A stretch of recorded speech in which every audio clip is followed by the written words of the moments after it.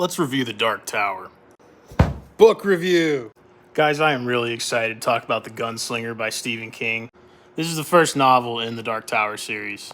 The man in black fled across the desert, and the gunslinger followed. Is there really any more that you need to know? Does that not make you interested in reading this? Because that's the first sentence of the book. I know it made me want to read this anyway.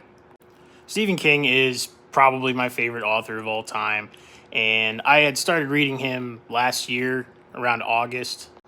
I started with The Running Man and read a couple of other things, and then I decided, you know what, I've always wanted to read this, so we're going to get started.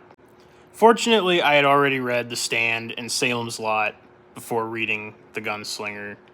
Because if you guys don't know, there are a ton of books that Stephen King writes that aren't part of this series, but have a pretty large connection to The Dark Tower.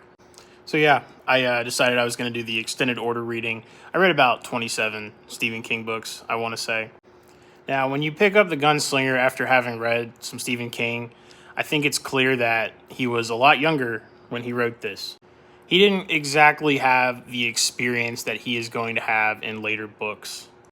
And I do think that understanding where Stephen King was in his life is kind of important to understanding The Dark Tower and how each book was written, because they all have a slightly different style to them, depending on what Stephen King was going through at the time. His prose is a little more dry. Yeah, the words don't exactly flow off the page like most of his books when you read The Gunslinger. It's almost like you're walking through a fever dream at times when you're reading this. Sometimes it might be a little hard to understand what's going on.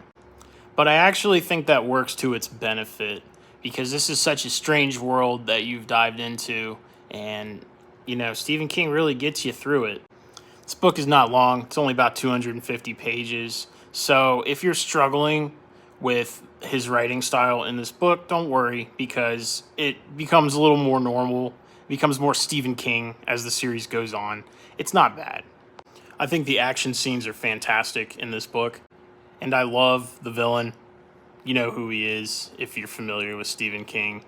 You don't have to read other books in Stephen King's bibliography to understand this, but I recommend that you do, because a lot of them are really, really good.